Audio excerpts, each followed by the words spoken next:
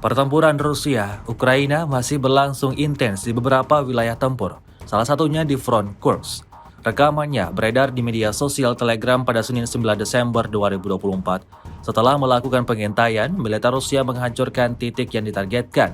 Tentara Ukraina yang berusaha sembunyi dan menghindar dari serangan tak bisa lolos dari bidikan tentara Rusia. Serangan tepat sasaran dan meledakkan pertahanan Ukraina seperti yang tampak dalam rekaman. Hingga video ini beredar, beragam respon diberikan warganet.